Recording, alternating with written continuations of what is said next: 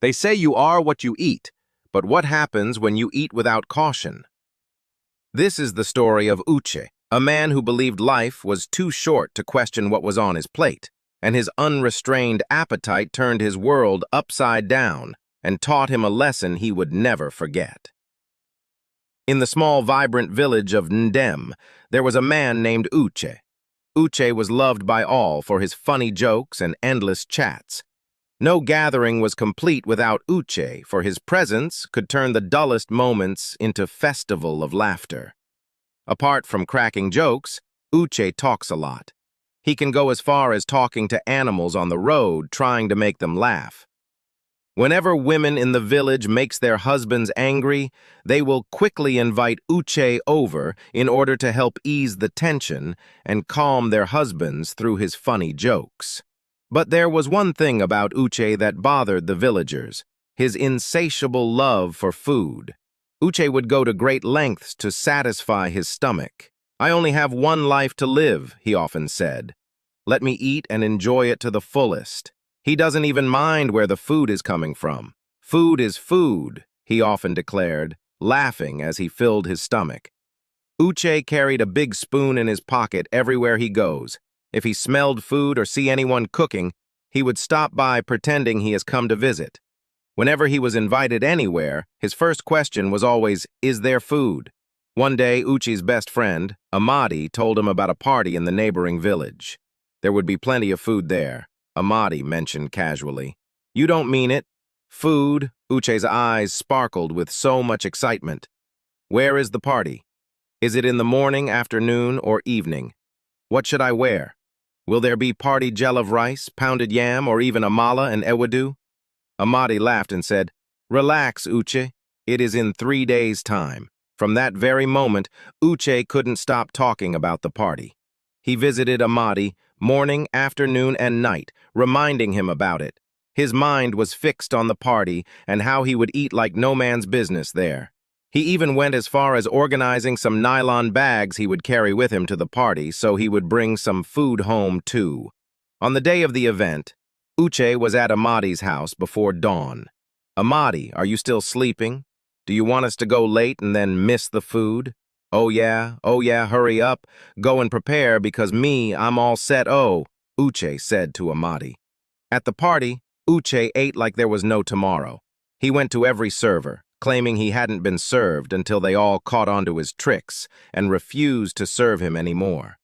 Frustrated and angry that all his nylon bag is yet to be filled with food, Uche began sneaking food from people's plates. There was an old blind woman at the party. Uche noticed she was blind and had a close watch at her.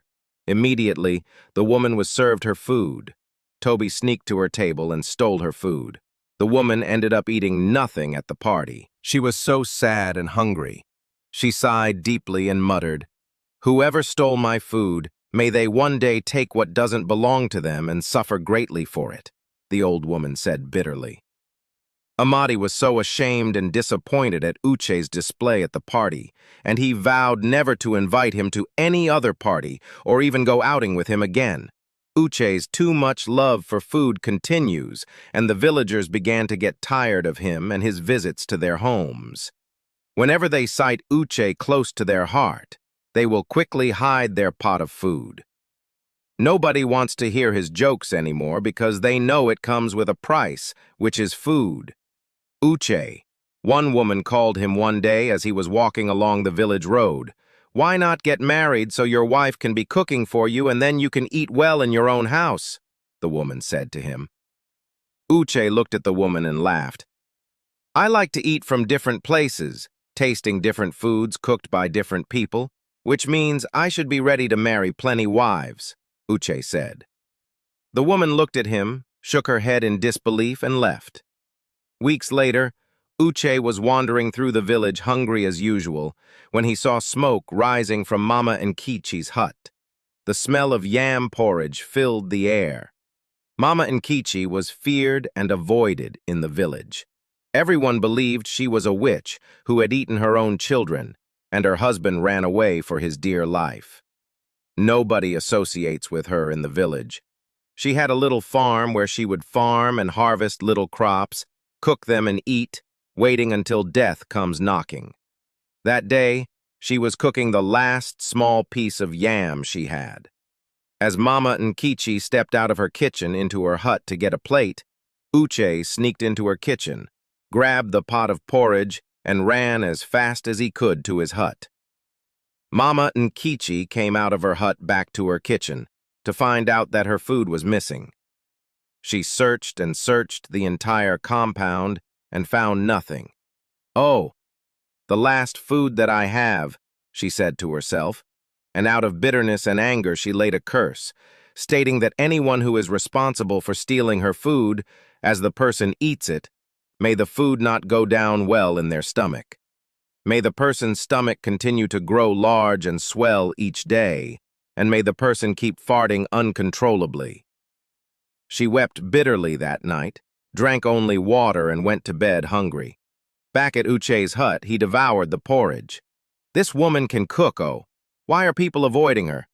I think I would have to be visiting her hut every day," he said to himself. "But wait, oh. They say she's a witch, oh." Another thought came into his mind. He quickly dismissed it by saying, "Her witchcraft can't catch me nor do me anything, ha ha ha." After eating the food that night, something terrible happened. After eating the food that night, Uche woke up with severe stomach pain. He rushed to the toilet over 20 times, but could not defecate. He was only farting all through uncontrollably. By morning, his stomach had swollen alarmingly. Uche looked at the mirror and shouted. He felt so much discomfort and started crying. That day, he refused to go out, ashamed that the villagers would mock him. He locked himself indoor and wept bitterly. The next day, his condition worsened. The size of his stomach increased, and each day it continued to increase. His belly grew so large that no clothes fit him anymore. Uche got tired of hiding and decided to come out of his hut. Villagers saw him and were surprised. Some laughed at him, saying maybe the much food he had been eating for years is beginning to work against him. Uche was so ashamed of himself. Anytime he walks on the road, village children would make jest of him, calling him Uche, the pregnant man. The entire village teased him wherever he went. Uche stopped eating, thinking his stomach would lessen if he doesn't eat. Days turned into weeks and his stomach kept growing. One day, he decided to seek for a solution, and he desperately visited a native doctor in a nearby village. "You were cursed," the native doctor revealed. "Someone you stole from cursed you. Until they forgive you, your stomach will continue to grow." Uche was devastated. He had stolen from lots of people. Where would he start from in begging for forgiveness? That night in pains, he made a list of everyone he has stolen from and began to visit their home the next morning, begging for forgiveness and mercy. Many families were surprised and forgave him. "Uche, you are forgiven, and we hold nothing against you," they would say. Uche had gone to more than 20 homes to beg for forgiveness, but his condition didn't improve. Instead, his stomach kept getting bigger and bigger each day. One day, as Uche was walking tirelessly and crying on the road, a missionary passing by saw him. "Brother, what is the matter?" the missionary asked. Uche explained everything.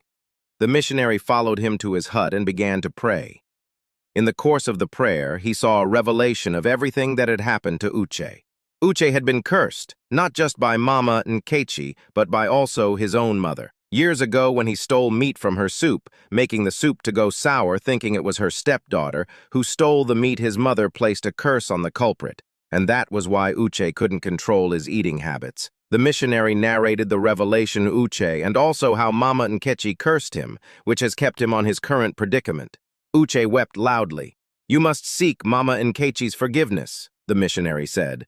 Uche and the missionary visited Mama Nkechi's hut. Uche knelt before her, weeping. "Mama Nkechi, I stole your food. Please forgive me. I am suffering terribly. Please, Mama Nkechi." Mama Nkechi sighed deeply. "I have forgiven you, Uche. May your suffering end," the old woman said. The missionary prayed for her too, and revealed that she had been wrongly accused of witchcraft. She was being attacked by witches from her mother's village. "She is innocent," he told the villagers. The villagers welcomed Mama Nkechi back into the Ar, and Uche's swollen stomach began to reduce. Over time, Uche's appetite returned to normal. He got married and settled down. He only ate whatever his wife cooked and gave to him. Whenever he was offered food outside his home, he would laugh and say, "No, thank you. My wife is waiting for me at home." Uche still made people laugh, but now he was known not just for his jokes, but also for his wisdom. And as for Mama Nkechi, she became a beloved figure in the village, known for her kindness and her delicious porridge. And so, the Hail of Uche reminds us all, greed can lead to trouble, but forgiveness and humility can heal even the deepest wounds. Sometimes the choices you make at the table can shape your destiny in ways you never imagined. Thank you for watching. Please subscribe to our channel and like this video. It makes YouTube to recommend us. And also, drop your location in the comments section so we can give you a special shout-out.